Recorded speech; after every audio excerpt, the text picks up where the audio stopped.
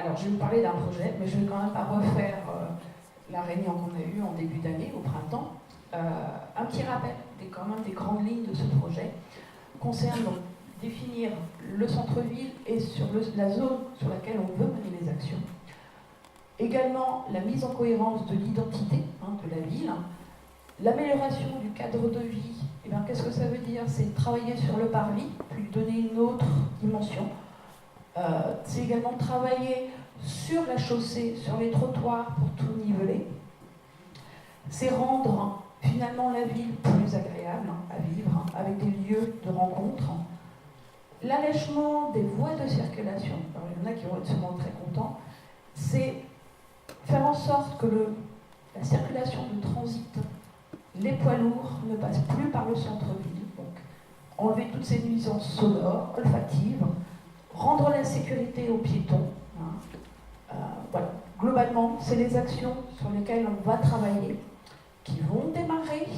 Je ne vais pas spoiler Philippe, qui va en parler tout à l'heure, mais voilà, les choses ont commencé. Vous allez commencer à avoir des travaux qui vont arriver. On a mis un petit peu de temps parce que voilà, il y a eu un emploi qui a dû se mettre en place en mairie, et on attendait cette personne-là pour pouvoir mettre les choses en place. Je vais quand même rappeler une chose importante, le coût prévisionnel, 4,5 millions d'euros sur plusieurs années. Je crois que c'est que j'ai le plus gros chiffre entre tous.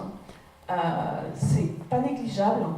Ça veut dire un réel investissement de toutes les équipes, un investissement financier. Mais voilà. Et après, il faut que aussi la population, les commerçants, jouent également le jeu pour que cette dynamisation du centre-ville soit quelque chose que l'on voit arriver et qui mette à nouveau le plaisir dans notre ville pour vivre ensemble. Je vais en profiter juste pour faire un petit point parce que c'est un point d'actualité. La semaine dernière, nous étions en réunion avec le sous-préfet en mairie.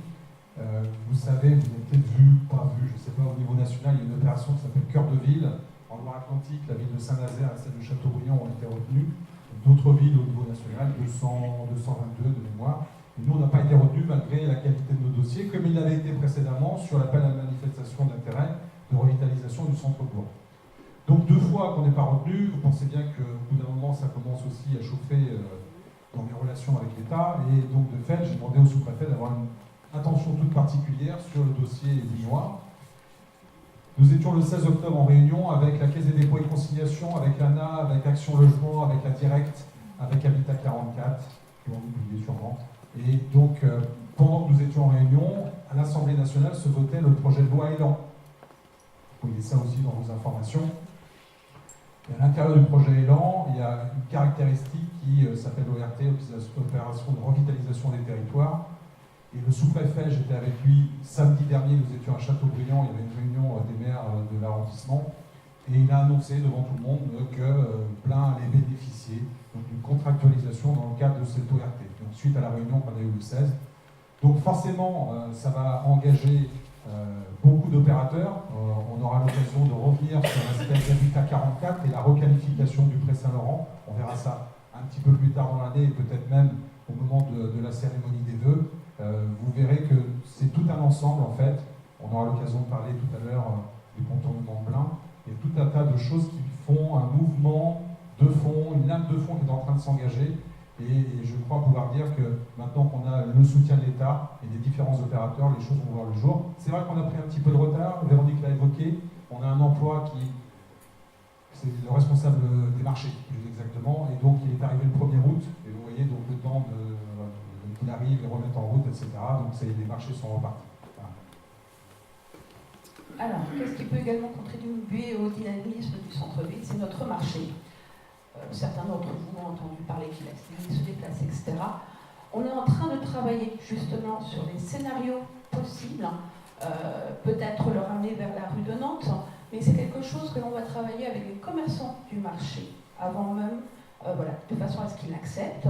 Et s'il accepte, ce sera, je pense, avec un déplacement programmé pour le début de l'année prochaine, qu'on puisse voir dans cette fameuse saison qui est pluvieuse, froide, où c'est difficile d'aller sur le marché, où on tombe malade, voir si la rue de Nantes serait plus propice, serait plus agréable, avec également des étals qui, au lieu d'être face à un commerce, seraient peut-être face à face, Voilà, une meilleure convivialité dans l'ensemble du marché. Donc ça, c'était également une demande qui avait fait partie des ateliers, qui était ressortie lors des ateliers qui avaient été menés pendant justement l'étude. Alors, on va être plus gai maintenant. On va parler du marché de Noël, organisé par le CERM. C'est une des actions qui est soutenue par la municipalité, aussi bien en logistique qu'en financier, et qui aura lieu le 1er et le 2 décembre, donc un samedi et un dimanche, avec le thème sucre d'orge, avec beaucoup d'animations pour les enfants, et ce sera au centre-ville. Autre point qui me tient très à cœur, c'est l'outil en main.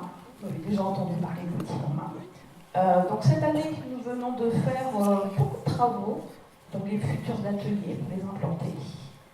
Et j'espère, et je le souhaite, et je pense que ça va être le cas, on va ouvrir aux enfants à partir du mois de janvier, dont les ateliers vont démarrer.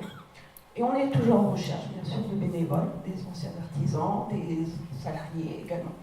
Tous les gens de bonne volonté pour justement transmettre de vraies valeurs à des métiers, un vrai savoir-faire.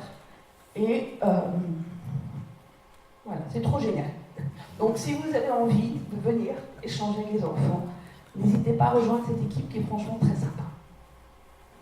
Merci Véronique.